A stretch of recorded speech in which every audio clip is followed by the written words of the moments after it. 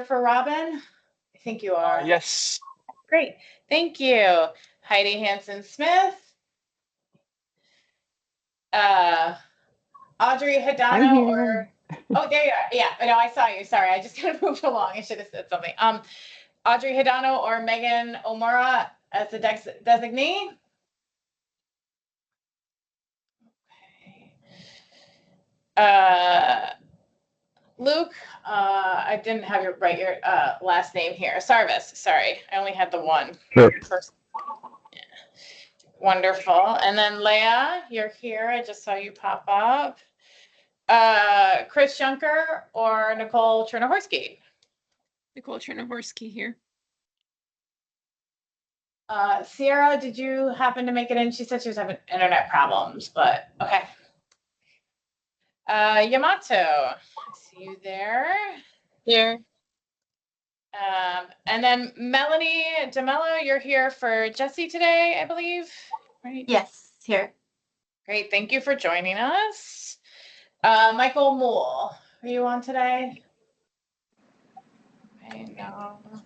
Kurt Watanabe, actually, I know that he couldn't make it. He gave me a heads up on that. Tommy, I see you right there.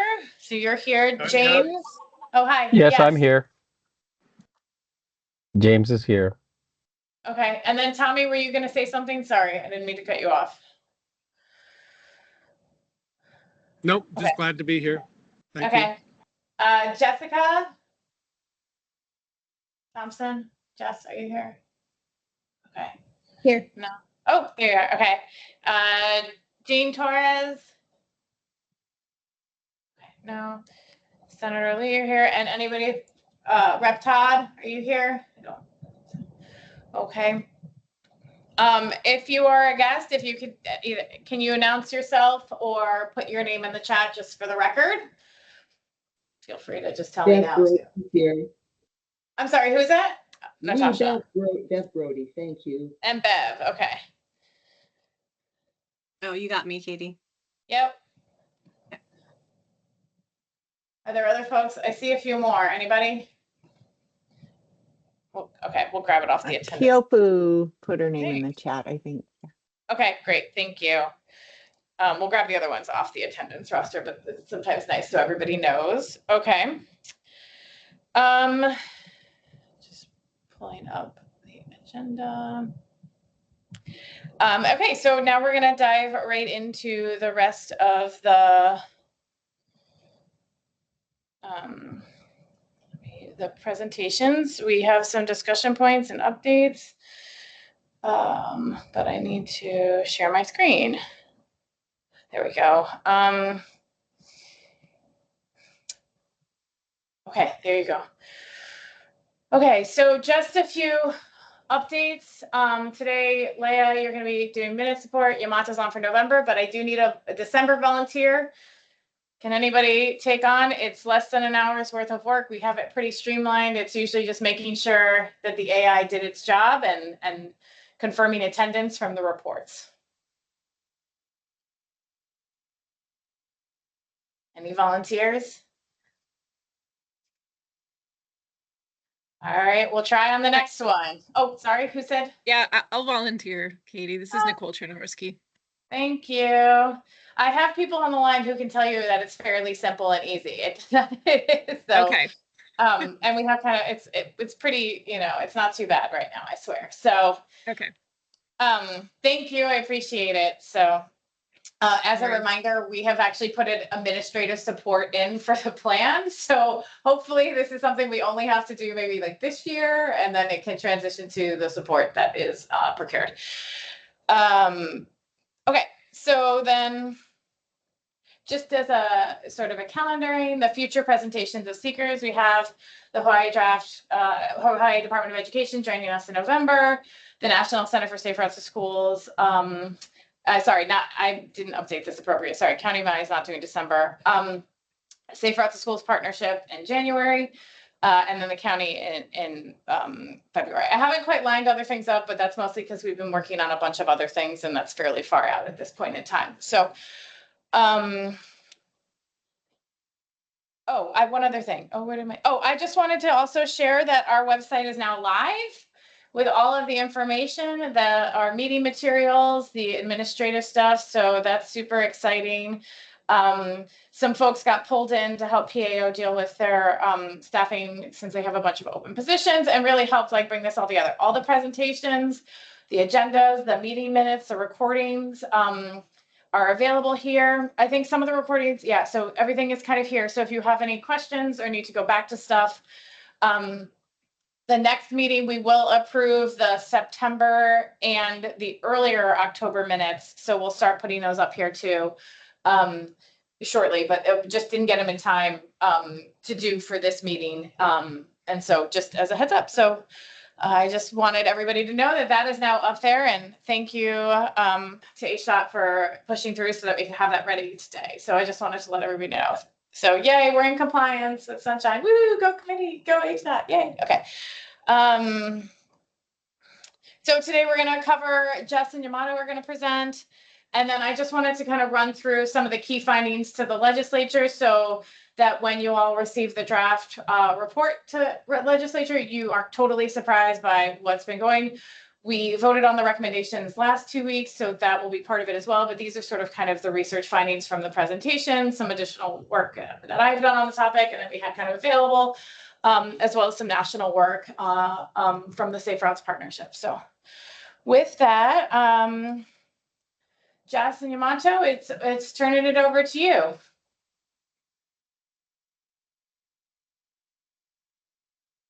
Awesome. I was wondering, Yamato, would it be possible for you to share the presentation or the proposal? I'm having some difficulties with Teams on my computer. Or Katie. Yeah, Oh, I there can we go. share it. Thanks, Okay, Yamato. I was working my way towards it, but I didn't have it up. Sorry. Thank you. So basically it's what we went over last time. There haven't been a lot of changes. We just updated it a little bit to be in alignment with what the committee voted on at the previous meeting. So, you know, we can spend a few minutes going through it again and then open it up for discussion. So again, this was this is the proposal for Safe Routes to School project, which includes infrastructure and non-infrastructure identification, evaluation, and recommendation process for the Safe Routes to School Advisory Committee, submitted by Yamato and myself. Here's the overview. Pretty straightforward. We are, the PIG is responsible for creating a clear, transparent process for the advisory committee to identify, evaluate, and recommend projects for funding. That is super helpful now that we have the website up and running. That goes to the transparent piece of it. Very happy about that. Thank you, HDOT and team for getting that together. We had some beliefs while we were drafting this.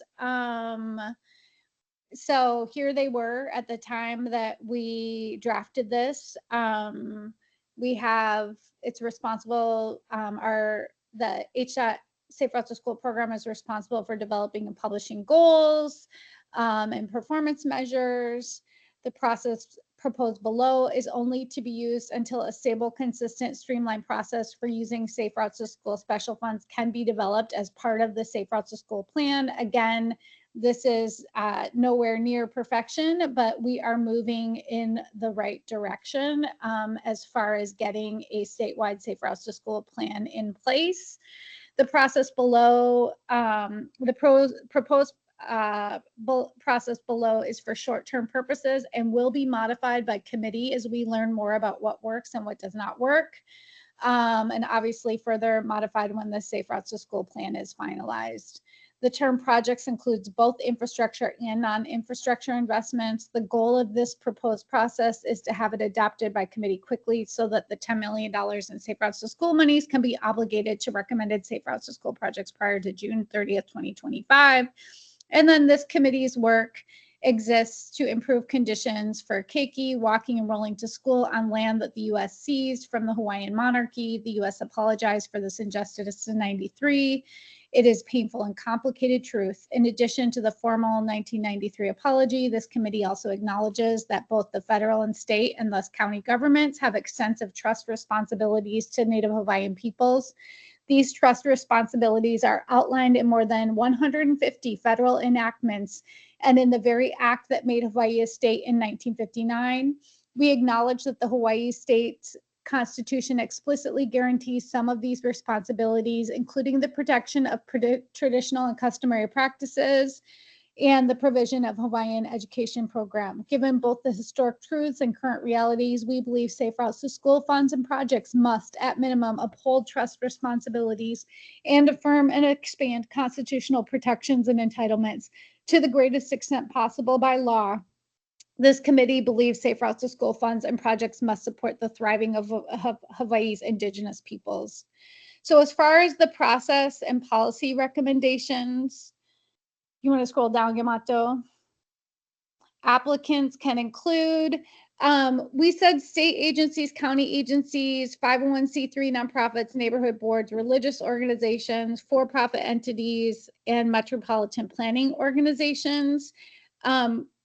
We don't know that that is all true. That's just a recommendation that we have, so it's definitely up for discussion. We were concerned about how the funds were going to be distributed. We weren't exactly sure what that looked like. Like, are they reimbursement funds? Is it just a straight, you know, money out the door?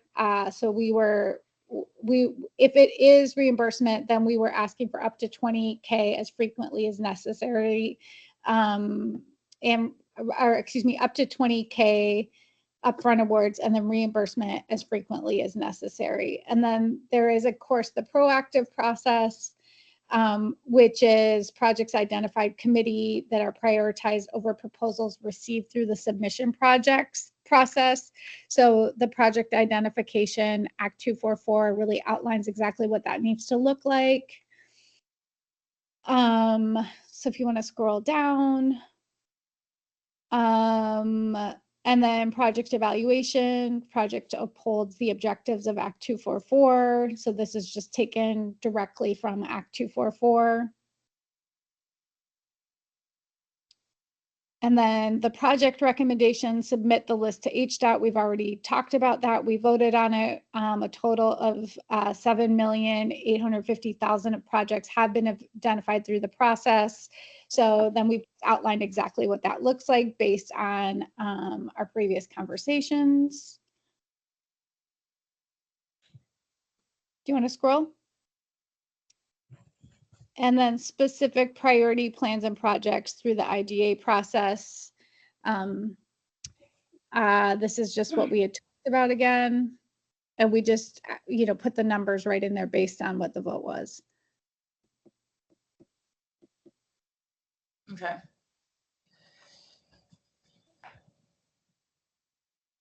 And then this is the reactive process, which is based on submission. Okay. Okay.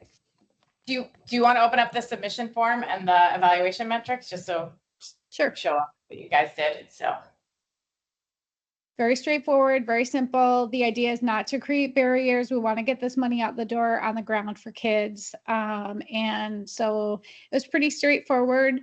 As you can see, we had sent this all out earlier, so I don't want to belabor the project or the process, but just scrolling down quickly, we are looking at name of organization, type of organization, name of person submitting the application, email address, phone number, name of the project, what school is this project associated with, short description of the project, and please include your past experience delivering on this type of work and any community support you have for the project. Please list any names of any letters of support you may have for community organizations or schools, exact location of your project, address or street corner if possible, estimated cost of project. Please be prepared to include a scope of work and cost breakdown upon request. So fairly straightforward, obviously just a draft as well, can be updated.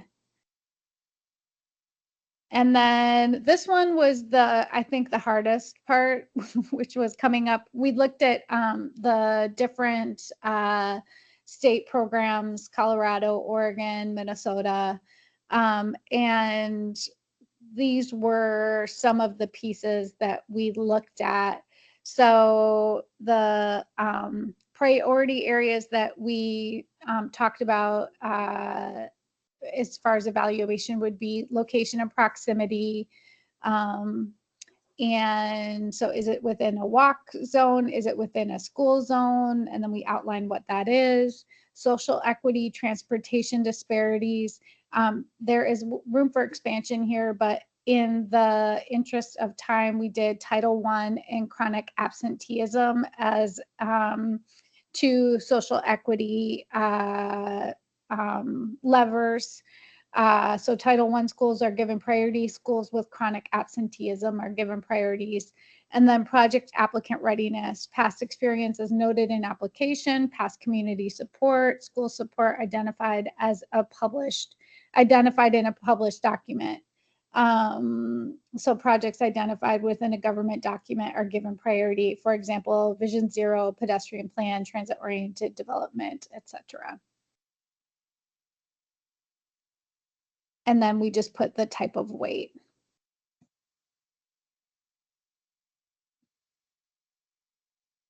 And then for future discussion, we had wellness guidelines, which there was some discussion about if they had adopted wellness guidelines, and then county distribution. Those were things that we couldn't come to an agreement on, so we put them as future discussion. Great, thank you guys so much. Are there questions for Jess and Yamato? I have some, but I want to let other folks go first, so. Sure, I have a couple. Well, let me raise my hand. All right, go ahead, James. Just have a couple of questions. I'm really unsure how a neighborhood board can spend money. They are an entity assigned, or they're not separate from the county that they're on. And that's just a question. I don't, it's first of all, let me just say that great work. You guys did really a whole lot of work, and that's fantastic. Secondly, is I'm not really sure how a neighborhood board would qualify for funding. That doesn't mean that they can't be part of the process. I just don't know. And third, I'm curious as to how Hawaii administrative rules with respect to procurement affect this process, because sometimes that stuff can make things really complicated, and I don't think we want to be really complicated. Anyway, that's for now. It's fantastic. Oh, and the other thing is that for Title I, it would be nice if we have prior knowledge to what the Title I schools are versus a school or an entity saying, "Oh, our school is Title I," but that has to be a fact. So anyway, Sure. that's it. Okay. Tara, I have an answer a little bit to the procurement one. So I had been talking to them, and I think one of the things we have to alter in this is that this is a call for project concepts.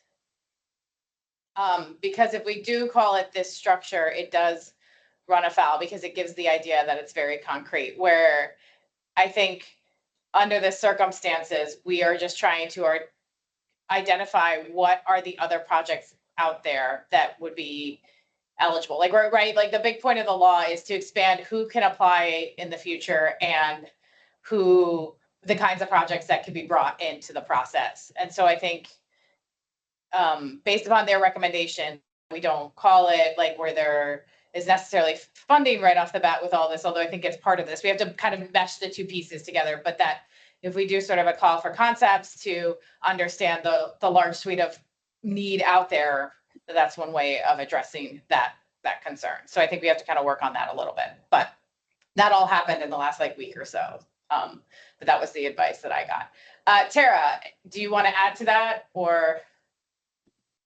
I just Or have a wanted to different say question. that oh no, I just shared that same concern is understand that some entities are exempt from the procurement process, but probably not nonprofits and for-profit entities. Yeah.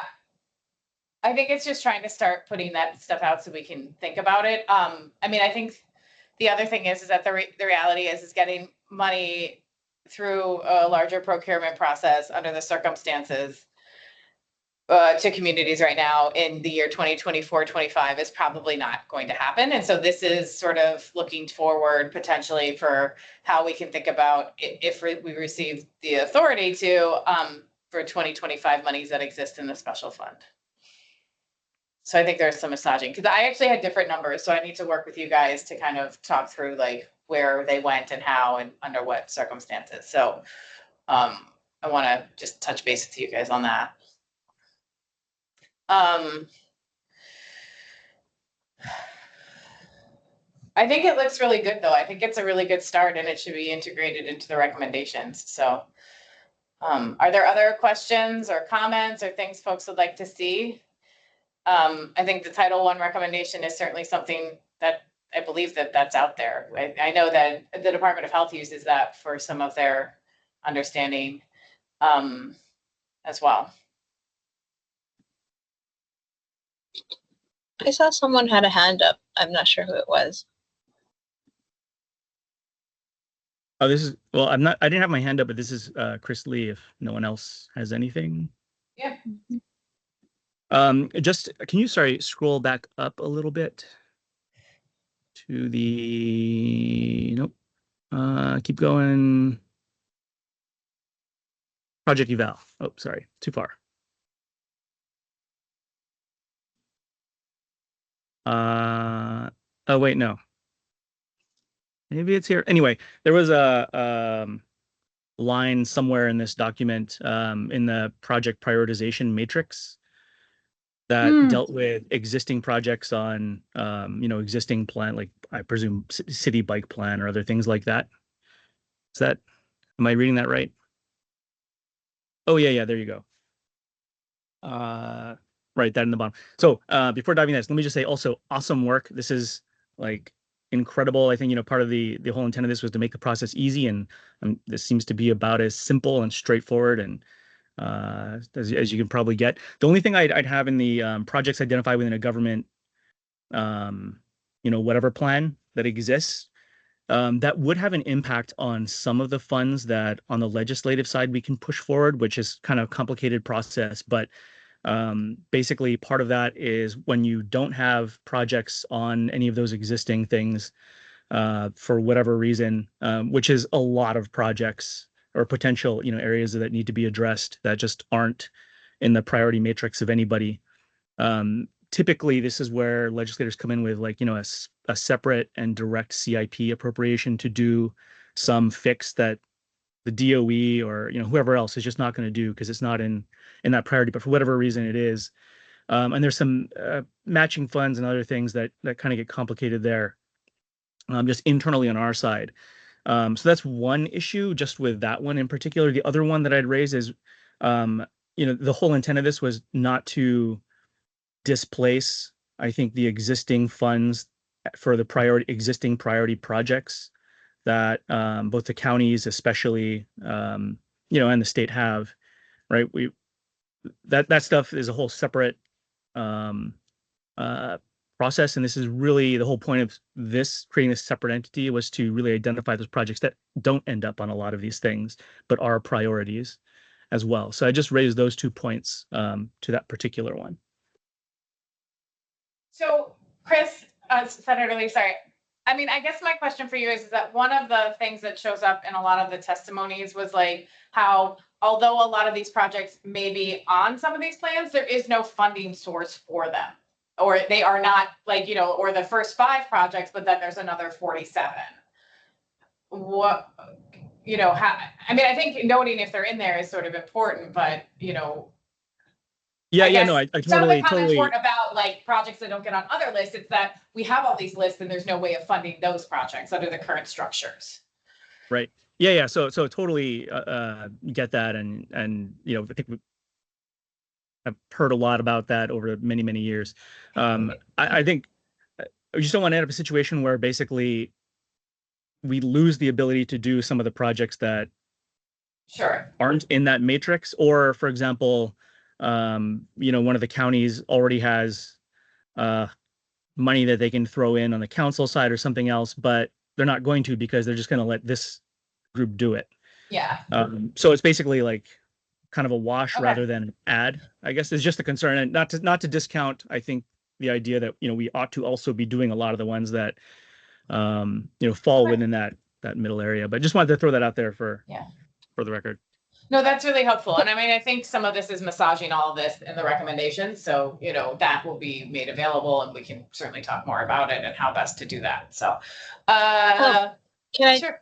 I just add, I totally understand the concern of supplementing existing funds. We have weighted these, so we weighted that one low compared to the other ones. So other ones, like within a school zone is high, Title I chronic absenteeism and past experience are high. So I wonder if that. Oh yeah. Sorry, I wasn't looking at that column. That seems like a pretty good way to try and address that. Sorry, I missed that part. No, I think it's still an important point. So, sort of related to the evaluation. So one of the things that I think we probably need to make a recommendation on or change within this though is the walk zone. So although that is how DOE regards the walk zone, the law, like the act that we're responding to actually is just a mile. So there's actually some like area discrepancies. So maybe it has to be within a mile, but then is it within the DOE sort of larger like walk zone to give some 1.5 and priority? We might want to adjust that. And we might want to make a recommendation that if, this ever gets revisited, that the safe routes to school zones get kind of, aligned, for lack of a better term, because it is something I've noticed. And so I think we should probably reflect that a little bit, but that's a fairly easy change if you guys aren't opposed to it. Like making the requirement the law and then the high being, to varying degrees of meeting the DOE 1 to 1.5 miles. So, Keopu, you're up next.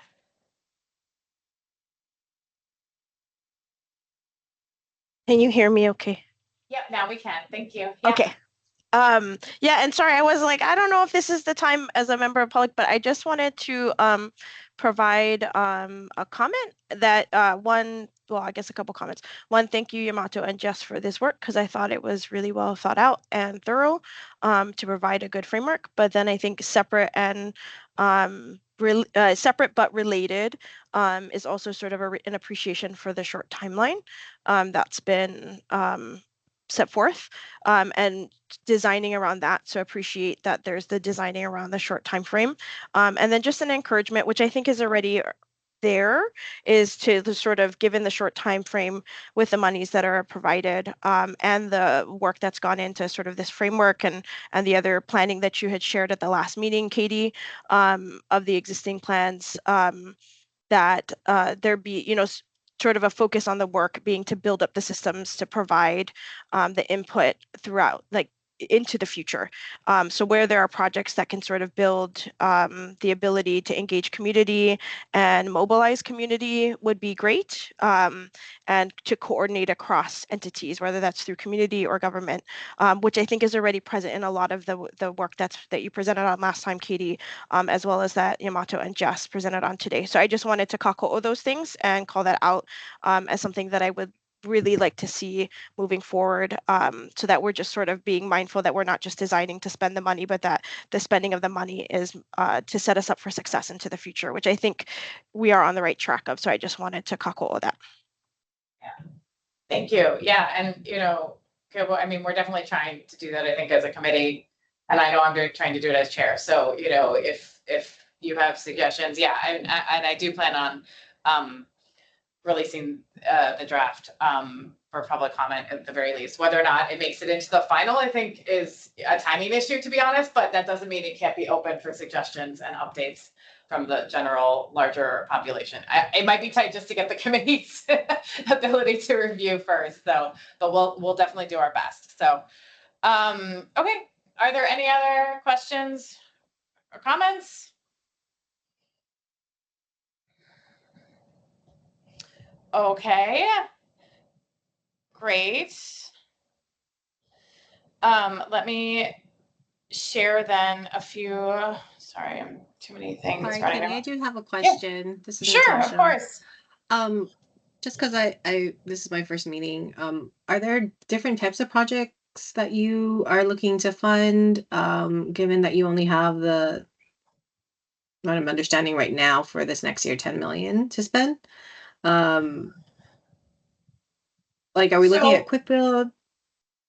The way it's kind of high level structured right now was that the committee approved a recommendation at the last meeting to kind of categorize, spend in different categories. So one is to put out an RFP,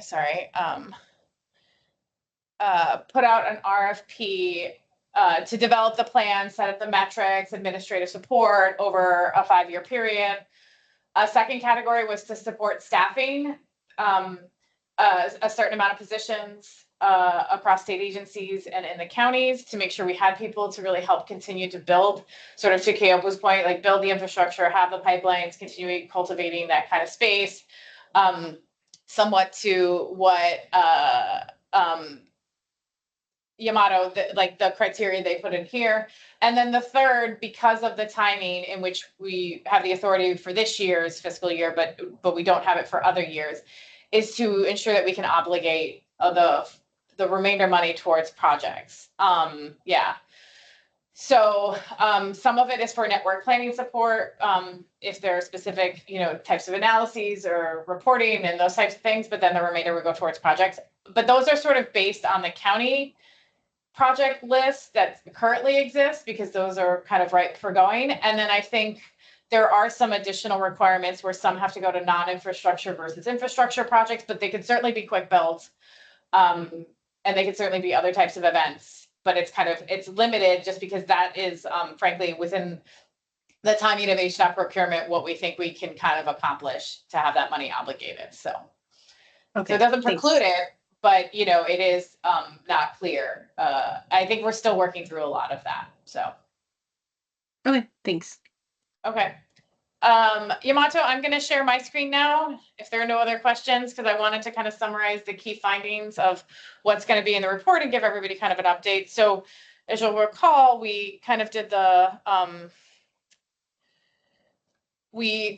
recommendations, but I also added in some key findings from a bunch of different research that have been completed. The draft report is almost done. So that's kind of great. So stay tuned. I'll give you a heads up on that.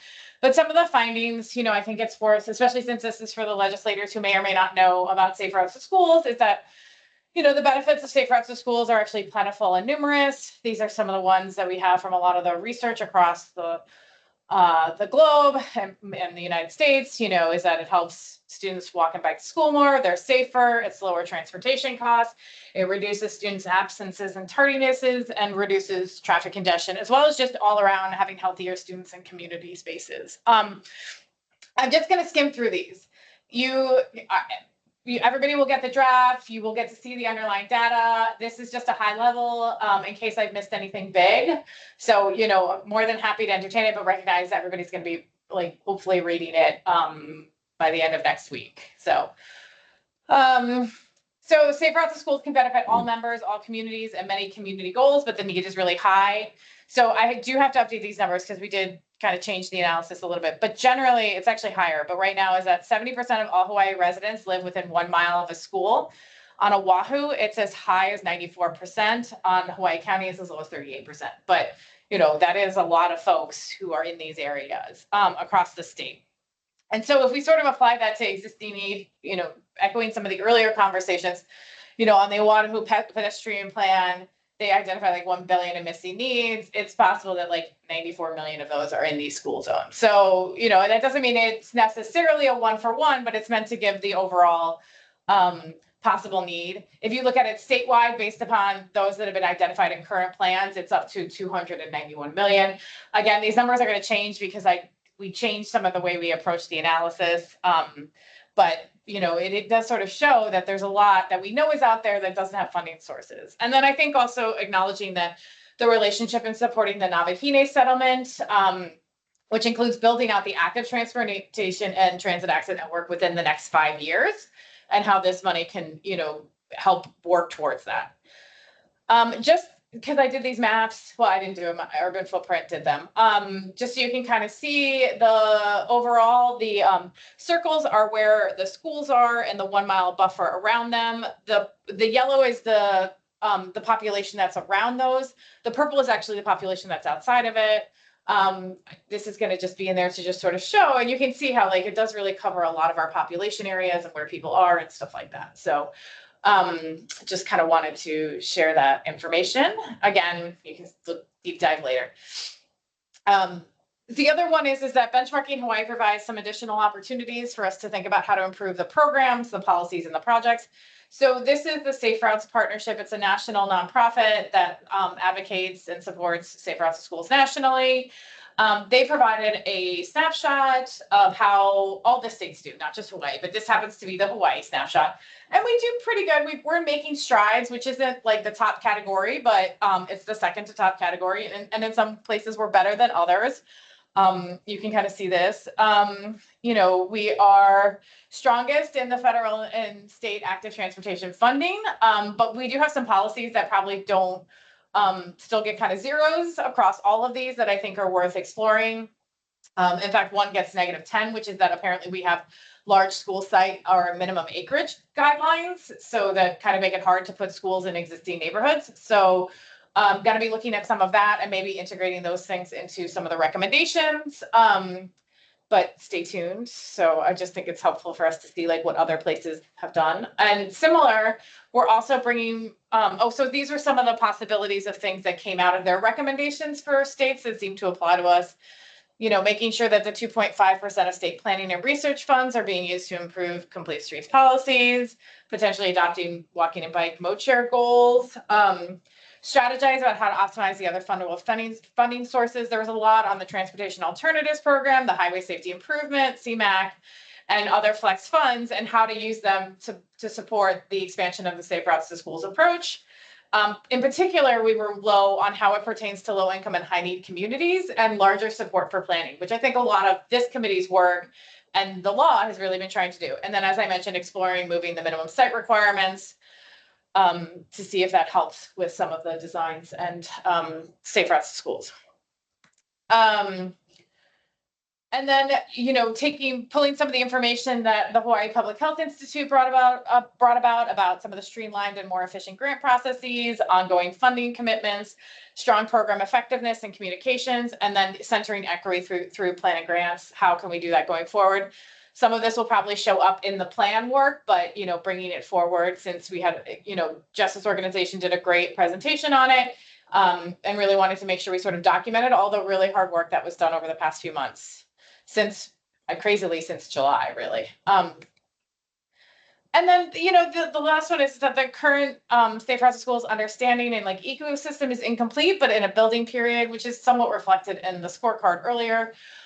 We've had some, you know, hiccups in funding consistencies. Yamato talked about this a little bit with like the Honolulu program, is that like her position is only funded through next year or through the end of this year, lack of certainty. But then more broadly, lots of Safe Routes to Schools program kind of have these 6 E's, and we do them to varying degrees.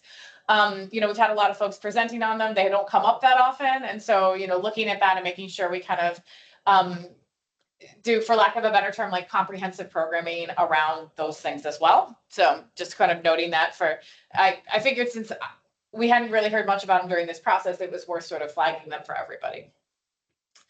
And then I think principles going forward, Keopa, this sort of comments to what you were talking about, which is we're trying to build a more expansive program and ecosystem of partners over the next 5 years, including a larger grantee pool. We are trying to maximize the federal funding, like using Safe Routes to Schools as the local match.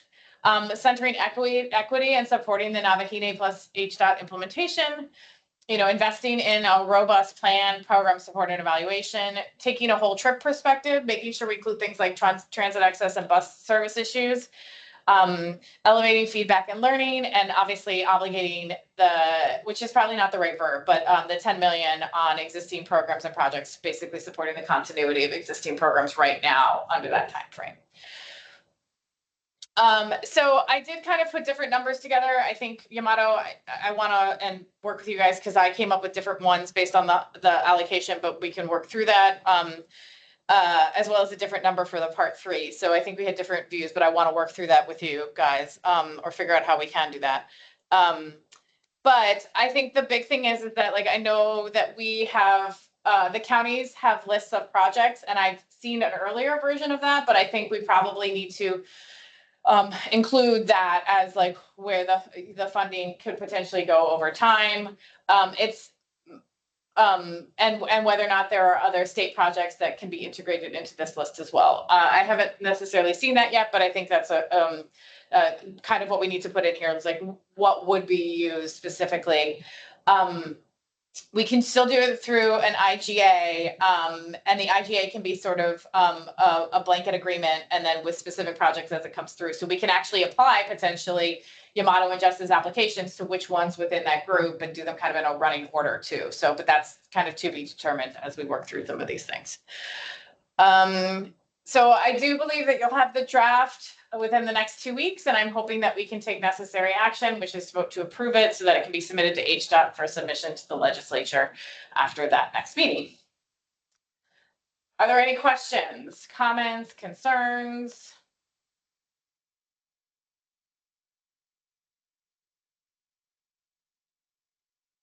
Just great work, everyone. This is a lot. You guys did an amazing job. I really appreciate that you guys did all this. Thank you.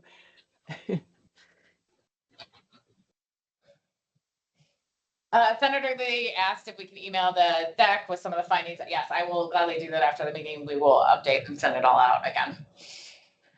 James, go ahead. I do have a concern, and Sure. it has I like what is on the document that you just shared with us. It's really fantastic. I can't wait to get into it. The concern that I have is that if we could all just please kind of focus on a whole bunch of clarity and focus on the initial, I don't want to use the word justification, but the initial justifications for why we're doing what we're doing.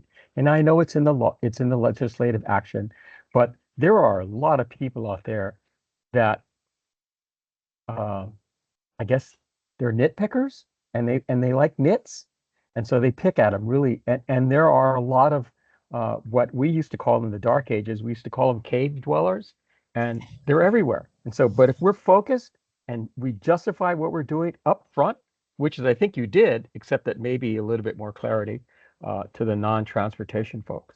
Okay. Yeah, it's smooth sailing. Yeah, and I am hoping that all of you all will help me do that as much as possible, right? We have a kind of a set of, I don't want to call them competing, but parameters that have dictated some of what our decision making, right? And how we've approached this stuff. So, that's why I think it's important so that everybody gets to see the draft report and can kind of like ask those questions, like what isn't clear, what could be crisper, where are we, not making it all work. So I am relying on you guys, everybody on the committee, to help us do that. And so then we can go to legislature and feel confident about asking to have access to the additional 13 million, to asking for additional funds and those sorts of things. So thanks, James. Yamato.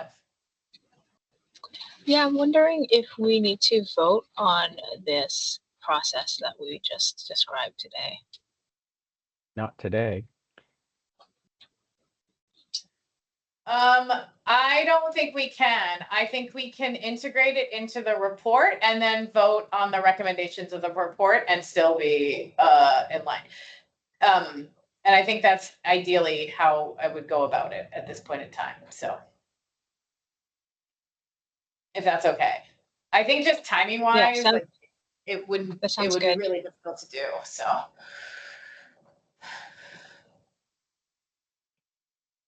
Okay.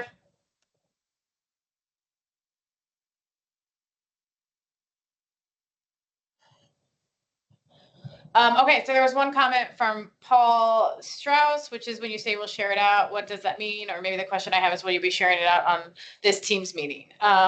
This is my first meeting, so just curious. So the draft is gonna go to the committee first. So it'll just go to them so that everybody can kind of comment and discuss at this point in time. I think we will make it publicly available after that, but we do have a time frame in which it needs to be submitted to the legislature with the committee's okay. But that doesn't mean it has to end there. And so that's kind of my overarching plan right now. Again, sort of noting that like this committee was not constituted until July of 2024. And we have a lot we want to accomplish this year. So it's a very expedited plan, but trying to do a little bit of everything while being transparent and accountable, but recognizing we also have some really tight timeframes that we also have to meet. So. Jess. To Paul's point, will this be on the website? Eventually, but perhaps not until a week before the meeting. Sounds good. Thank you. I would like to give the committee a little extra time to review it in advance, but in order for it to be discussed, I think it really has to be put out a week in advance with the agenda. I think this would count as the packet. I don't think we can, I think it would be good, but but if there are immediate things, I would like to get them. So, yeah. Yamato, is that again? Yeah. Yeah, just due to the time constraints and in the involvement of how many people are on these meetings that are in the public, I would recommend that the draft gets sent out to everyone at the same time so that everyone has ample time to review and comment on it. Okay. Are folks opposed to that?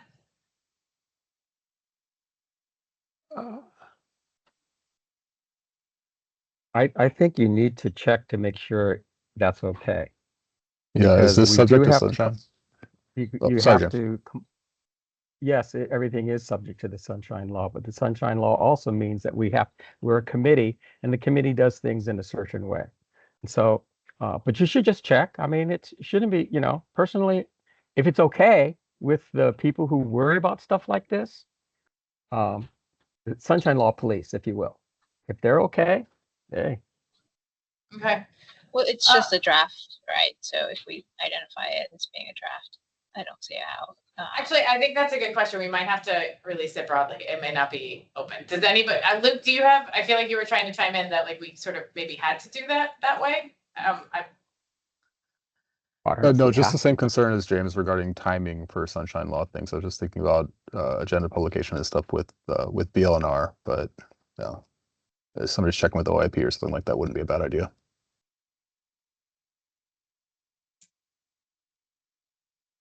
I mean, my understanding is that we would have to make it available a week in advance, which I'm fully prepared to do for sunshine. I guess the question is would we just be better off posting it and letting everybody go to it then? It Are can you go to going to the be taking members first. testimony?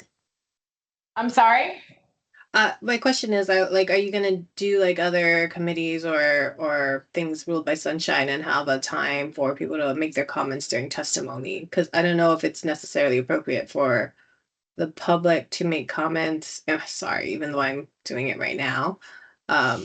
Sorry, the other thing too, though, if I'm going to be in sunshine police, is that I think if you check with OIP, in order to have quorum, you have to have quorum with people with their videos on.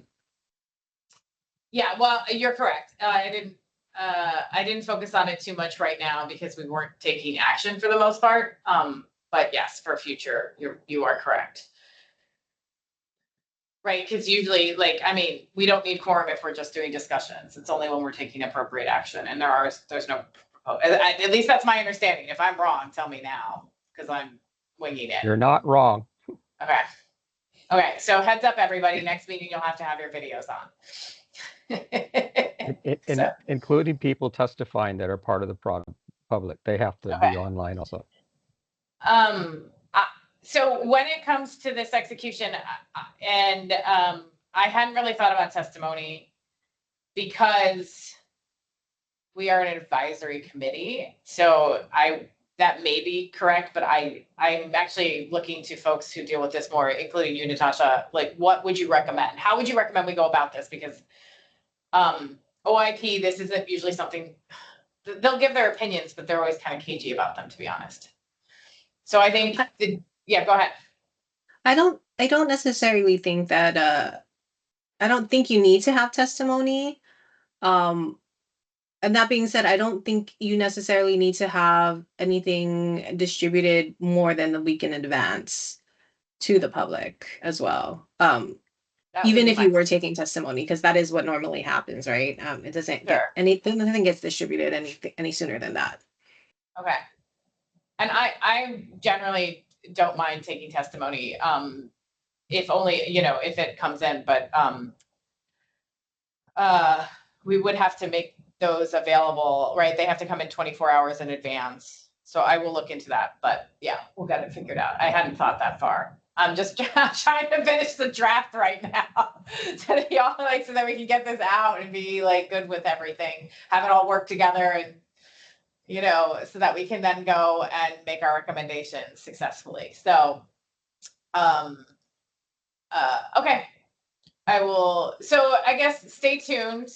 Plan to get the update, and it will be shared publicly, and then we will kind of go from that space. So, but for November, if there are big issues or questions from members or from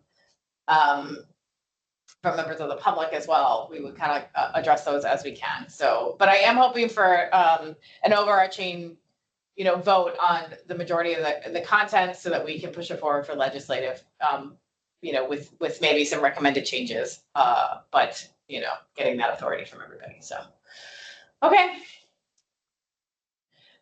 We have just a few more minutes left, and I know that some of the folks on the call today actually went to the National Safe Routes to Schools partnership. So I didn't know if you guys, actually I have to do other things, don't it? Well, that could be things that are not on the agenda. So if you guys would like to talk about that, this would be the time for the open forum. Invitation to interested members of the public to be heard on matters not included on the agenda. If you had any key takeaways that you wanted to share with the committee, this would be the time to do it.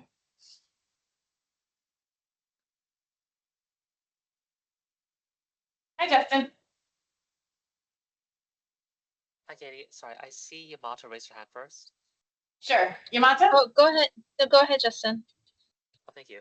I can quickly share, and I just want to acknowledge Bev, my colleague, Bev Brody, who was my co-speaker. Bev and I, we presented at the National Safe Routes to School Conference this past week, highlighting the success of the Kilauea Elementary School Quick Build project, which converted a travel lane along a dead-end street, behind the school into converting one lane to a multi-use walk-bike path. And we co-presented alongside with the Safe Routes to School, a coordinator of, I believe, San Jose, and as well as a transportation planner from Miami County regarding a pop-up protected bike lane. So it was a really great project, but of particular interest in something where she and I are still formulating is we had a very thoughtful session on e-bike legislation and regulation. And I think this is very timely as for City County Honolulu, they are developing a task work group.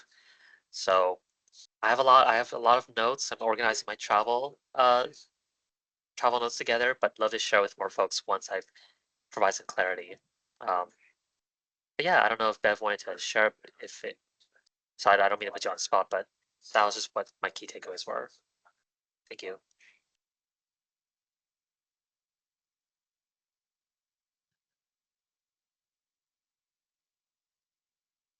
Okay.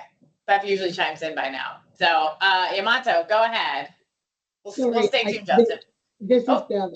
No. They're pouring concrete right now, and it is super loud. They've just stopped, and it's so loud. So that's why. But go ahead, Yamato, and then if there's time afterwards, I'll chime in. Oh, my comment is on something completely different. So Bev, if you want to talk about the same thing as Justin, go ahead.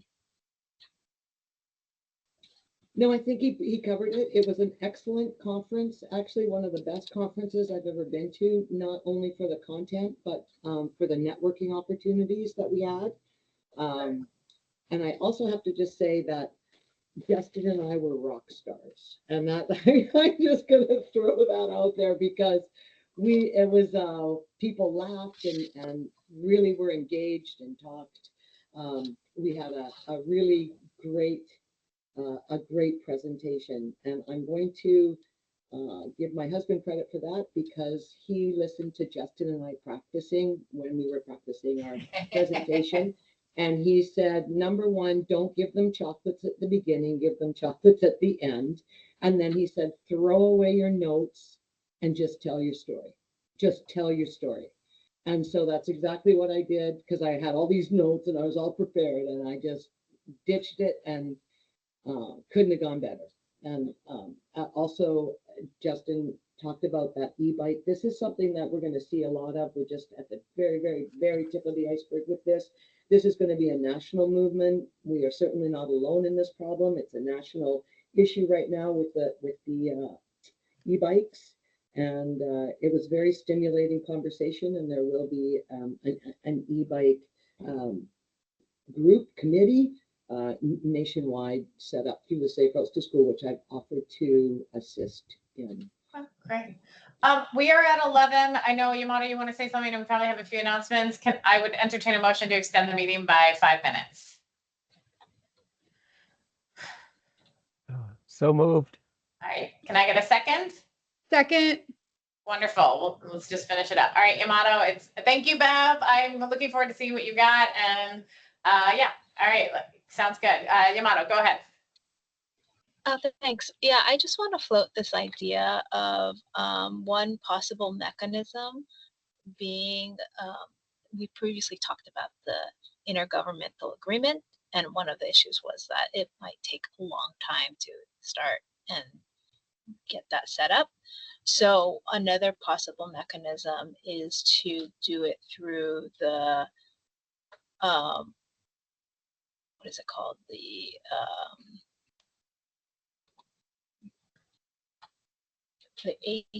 HAR, the administrative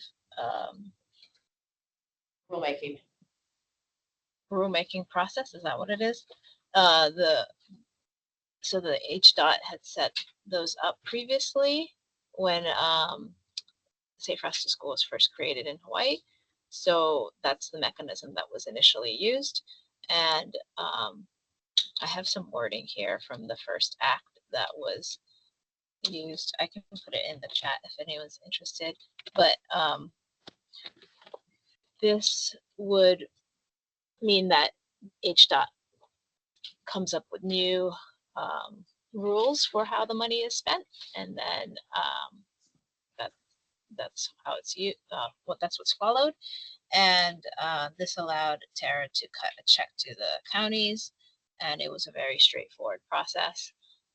Speaking with her, it seems like it took 2 years to set that up. There is a process for setting up these rules. So that's not necessarily like a quick process either. That it doesn't have like a 6-month turnaround or anything like that.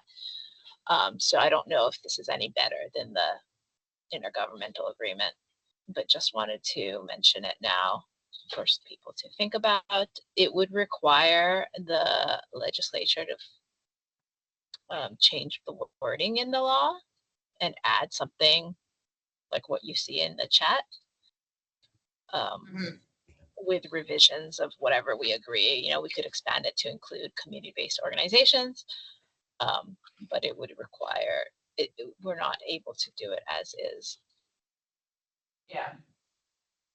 Yeah, I mean, I think there's something to be said, Yamato. Thank you for bringing this up about setting up whatever we do kind of decide over time into administrative rules so that there's some, additional continuity around it. But I'm not entirely sure what that means at this moment in time. So, okay. All right, great. Thank you so much. Are there any other open forum? All right, if not, we'll move on to announcements. Okay, and then I guess with that, we will adjourn at 10:03 a.m. Thank you, everybody, so much for, being engaged in this process. I do really appreciate it. So thank you. Thank See you you. all in Bye. November. See you. Thanks, everyone. Amazing work, amazing, Bye. incredible. Thank you so much. You guys are rock stars. Thanks, Bev. I appreciate it.